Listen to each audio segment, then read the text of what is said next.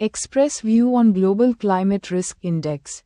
It's not all gloom and doom. Last month, the World Economic Forum's Global Risks Report ranked extreme weather events as the second most difficult security threat after armed conflicts and war. Now, one of the world's longest-running climate impact indexes has quantified the toll taken by the crisis in the past 3 decades. More than 9,400 extreme weather events were recorded between 1993 and 2022, notes the latest edition of the Global Climate Risk Index, (GCRI). It reckons that floods, heat waves, and cyclones claimed more than 765,000 lives in this period. The survey, conducted regularly since 2006 by the international think tank German Watch, estimates that the economic losses due to these extreme weather events amounted to more than $4 trillion, inflation adjusted. The report's findings are sobering for India. 1 in 10 climate casualties between 1993 and 2022 was from the country. It was the 6th worst affected country in this period. There are clear indications that the world is entering an unpredictable phase of climate change, says the report. The delayed onset of La Niña and its inability to cool global temperatures are the latest example of this phenomenon.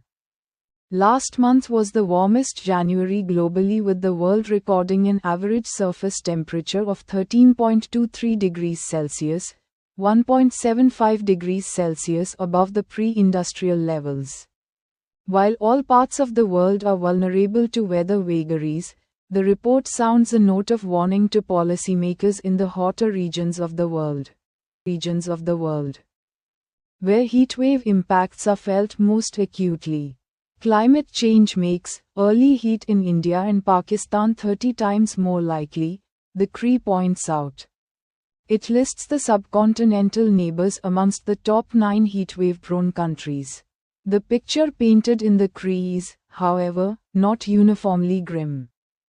It makes a special mention of climate adaptation projects such as Ahmedabad's Heat Action Plan. However, the report underlines the inadequacy of global efforts in building climate resilience. In addition to the well-known deficits in finance, it speaks of inadequate technology transfers from the north to the south. For long, the issue of climate adaptation has been left to UNFCCC-anchored negotiations.